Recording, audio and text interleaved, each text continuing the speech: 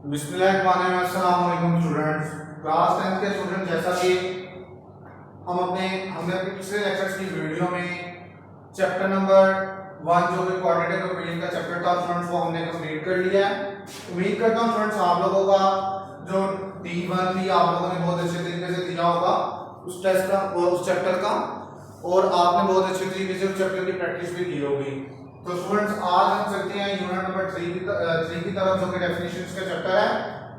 अब इस चैप्टर में सबसे पहले हम रेशियो की डेफिनेशंस को डिस्कस करेंगे कि रेशियो क्या होता है। अ रिलेशन बिटवीन टू क्वांटिटीज, एक ऐसा रिलेशन जो कि दो क्वांटिटीज के दरमियान हो, ऑफ द सेम काइंड, यानी कि measured in the same units.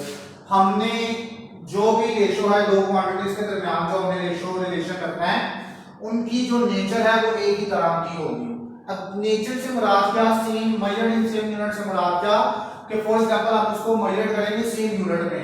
अगर मीटर में है तो मीटर में, किलोमीटर में है तो किलोमीटर में, और सेकंड में है तो सेकंड में, मिनट्स में है मिनट्स में, आवर्स में है तो आवर्स में। तो वो चीज क्या कहलाती है, कॉल्ड रेशियो। मैं दोबारा से रिपीट करता हूं students, a relation between two quantities of the same kind measured in same unit is called ratio. यानी कि एक ऐसा रिलेशन जो कि दो क्वांटिटीज के दरमियान होता है, एक same of the same kind, यानी कि सेम नेचर का, जिसको हम उसको मेजर करते हैं सेम यूनिट्स में, तो वो क्या चीज कहलाती है, रेशियो कहलाती है। If a and b are two quantities, अभी हम बात कर रहे थे टू क्वांटिटीज के बारे में, वो कौन सी दो क्वांटिटीज हो सकती हैं, a b c d e f, कोई भी टू क्वांटिटीज हो सकती हैं of the same kind and b is not is equal to 0, यानी कि सेम ही काइंड की तरह की और बी की वैल्यू 0 के इक्वल ना हो, तो then the ratio of a and b, हम उस रेशियो को ए एंड बी जो क्वांटिटीज हैं उनको इस फॉर्म में लिख सकते हैं, रेशियो की फॉर्म में, ए रेशियो बी, यहां उसको और in fraction a over b. तो स्टूडेंट जहां तक वीडियो आ जाता है हमारे पास रेशियो की डेफिनेशन, मैं एक दफा दोबारा से रिपीट कर देता हूं, पहले मैं डेफिनेशन को पूरा पढ़ देता हूं, फिर मैं उसको एक दफा दोबारा से ट्रांसलेट कर देता हूं। तो students, a relation between two quantities of the same kind measured in same units is called ratio. If a and b are two quantities of the same kind and b is not 0, then the ratio of a and b is written in the form of a ratio b or in the fraction a over b. So students, ये इसमें ये बताया जा रहा है एक ऐसा relation जो दो क्वांटिटीज के दरमियान होता है, सेम काइंड की, सेम नेचर का, जो कि हम उसको मेजर करते हैं, हम उसको मेजर करते हैं सेम यूनिट में, वो क्या चीज कहलाती है, रेशियो कहलाती है। और वो दो क्वांटिटीज कौन सी हो सकती हैं, a b c d e f, वो दो क्वांटिटीज सेम काइंड की नेचर की तरह हो सकती है, और बी हमारे पास 0 का इक्वल नहीं होगा, तो देन उस रेशियो को ए एंड बी जो दो क्वांटिटी है, उस क्वांटिटी है उसको रेशियो की फॉर्म में मैंने लिखना हो तो कैसे लिखूंगा, ए रेशियो बी ना उसको फ्रैक्शन की फॉर्म में लिखना तो ए ओवर बी। तो स्टूडेंट्स, इस डेफिनेशंस के अंदर ये बताया जा रहा था कि रेशियो की डेफिनेशंस क्या कहती है हमें। तो अब नोट जो हमने करना है इसमें कुछ चीजें, the order of the elements in a ratio is important, कि हमने हमारे पास जो रेशियो में जो एलिमेंट्स का ऑर्डर होगा, यानी कि उसके पार्ट्स का, हिस्सों का, जिस तरह से हमने मैट्रिसेस 9th में मैट्रिसेस वाले चैप्टर को पढ़ा था, एक मैट्रिसेस के एलिमेंट्स, ए मेरे पास एक मैट्रिसेस का नेम होता है, उसके अंदर एलिमेंट्स, यानी कि इसमें भी उसके अंदर एलिमेंट्स, वो उसकी रेशियो उनकी उनमें उनके ऑर्डर का, जो एलिमेंट्स का ऑर्डर है रेशियो में, वो बहुत ज्यादा जरूरी होता है।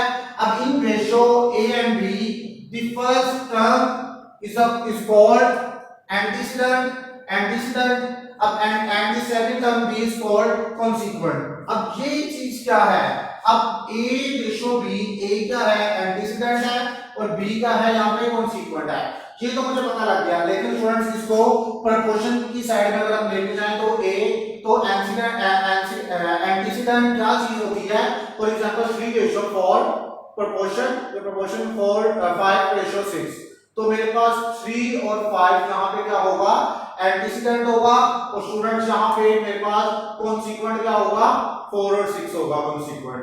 तो स्टूडेंट्स, उम्मीद करता हूँ आप लोगों को ये चीज समझ लग चुकी होगी, एंटीसीडेंट क्या चीज है, और सेकंड टर्म बी जो होती है वो कॉन्सिक्वेंट होता है, वो किस तरह से होती है। और ratio has no units, ratio का कोई यूनिट नहीं होता। तो स्टूडेंट्स, आई उम्मीद करता हूँ आप लोगों को ये डेफिनेशंस बड़े अच्छे तरीके से समझ लग चुकी होगी।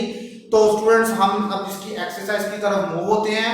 एक्सरसाइज नंबर 3.1 जो कि फर्स्ट क्वेश्चन कुछ इस तरह से है, express the following as a ratio a ratio b and as a fraction in its simplest form. वो कह रहा है कि आपने एक्सप्रेस करना है फॉलोइंग जो मेरे पास फिगर्स आएंगी उसको रेशियो में a रेशियो b की फॉर्म में और उसको फ्रैक्शन की फॉर्म में करो, उसका सिंपलेस्ट फॉर्म निकाल दो इन इट्स सिंपलेस्ट फॉर्म। तो अब मेरे पास क्वेश्चन है रुपीज 750 एंड रुपीज 1250। तो सबसे पहले उसने a और b की फॉर्म में बोला है as a ratio a and b, तो मैंने कहा करना है लेट करना है इसको a is equal to rupees 750 and b is equal to 1250। मेरे पास रुपीज 1250 ये मेरे पास मैंने दो इसको वैल्यूज को लेट कर लिया, a एंड b के अगेंस्ट लेट कर लिया। ओके स्टूडेंट्स, अब then a ratio b is equal to क्या होगा, a ratio b is equal to मेरे पास यहां पे आ जाएगा 750 एंड 1250, यानी कि 750 और ये 1250, 750 और 1250 यहां पे मेरे पास इस फॉर्म में आ जाएगा। अब स्टूडेंट्स मैंने इस यहां पे क्या चीज करनी है, 750 और 1250। अब a रेशियो b को मैंने बोला था फ्रैक्शन की फॉर्म में, तो a ओवर b हो जाएगा।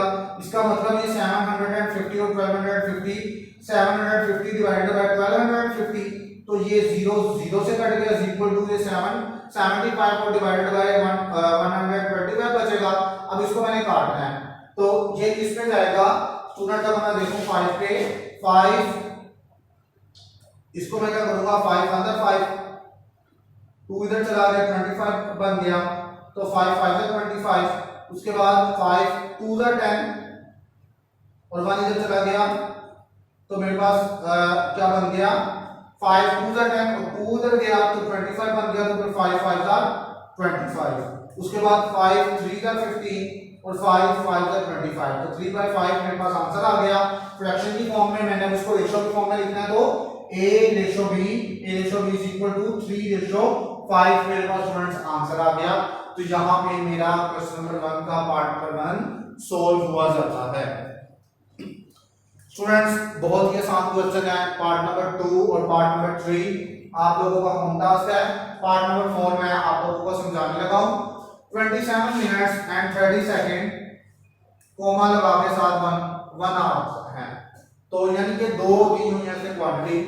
अब मैंने क्या स्टूडेंट्स करना है, मैंने जहां पे 27 मिनट्स इसको और 30 सेकंड को a लेट कर लेना उसी तरह से, और 1 आवर को मैंने क्या b लेट कर लेना है। अभी मैं इसको प्रॉपर सेकंड में इसका आंसर निकालता हूं क्योंकि लास्ट सेकंड में आया है। तो 20 सबसे छोटा unit a is equal to 27 minute 30 second comma लगा के a इज इक्वल टू 27 आ गया। अब मिनट्स की जितने दैट सी बात 27 मिनट्स है, इसको मैंने सेकंड्स में करना है, तो मेरे पास क्या 60 के साथ मल्टीप्लाई करूंगा और प्लस 30 सेकंड और ऐड कर दूंगा क्योंकि मैं इसको सेकंड में कर रहा हूं स्टूडेंट्स। तो 30 सेकंड मैंने उसमें ऐड कर लिए, 27 मल्टीप्लाई बाय 60 प्लस 30। अब देन मैं इसको मल्टीप्लाई करके 30 जब ऐड करूंगा तो मेरे पास 1650 मेरे पास आ जाएगा, यानी कि 1650, यानी कि 1650 मेरे पास सेकंड में आंसर आ जाएगा। तो उसके बाद अब मैंने करना क्या है, मैंने b को लेना है स्टूडेंट्स। b को मैंने क्या किया 1 आवर है, 1 आवर को अब मेरे पास 60 मल्टीप्लाई बाय 60 दैट्स द बात। अगर मैं इसके अंदर 1 आवर के अंदर कितने मिनट्स होते हैं 60 मिनट्स होते हैं, 60 मिनट्स को मैं 60 के साथ मल्टीप्लाई करूंगा सेकंड में आंसर आ जाएगा। तो 60 multiply by 60 is equal to मेरे पास क्या आया 3600 सेकंड मेरे पास आ गई। कहते के अंदर मेरे पास कितने सेकंड होते हैं 3600 सेकंड होते हैं। तो स्टूडेंट्स a और b को मैंने सेकंड के अंदर कन्वर्ट कर दिया। अब मैं रेशियो की फॉर्म बनाऊंगा, a ratio b is equal to 1650 ratio 3600 इस फॉर्म में लिख दिया। अब a ओवर b की फॉर्म में, इसको मैं फ्रैक्शन की फॉर्म में लिखता हूं, b is equal to 1650 over 3600, 0 0 से कट गया, एक फोल्ड ये 0 0 से कट गया, तो मेरे पास 165 ओवर 360। अब यहां पे मैंने इसको किस तरह से स्टूडेंट सॉल्व करना है, मैंने अगर मैं इसको पहले 3 पे भी काट सकता हूं 5 पे भी काट सकता हूं, तो 5 3 15 और आप इसको स्टूडेंट्स 5 3 का 15 और उसके बाद अगेन मान इधर चला गया 5 3 का 15 हो गया। तो ये इस तरह से हो गया। अब देन 360 है तो 5 7 का 35, ठीक है। 36 में से 35 निकाला 1 बचा, जो 0 के बाद चला गया वो क्या हो गया 10 हो गया। और उसके बाद 5 2 का 10, 5 2 का 10। अब 33 और 72 है ये, अब इसको हम 3 से भी पहले कर सकते थे, मैंने 5 पे कर दिया, तो आप पहले 3 से भी स्टूडेंट्स कर सकते हैं।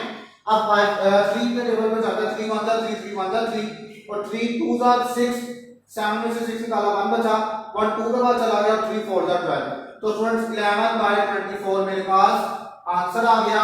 11 बाय 24 मेरे पास स्टूडेंट्स इसका क्या आया आंसर आ गया। अब इसको मैं a रेशो b को इस फॉर्म में भी लिख सकता हूं इक्वल टू 11 रेशो 24। तो स्टूडेंट्स ये आंसर आ गया मेरे पास।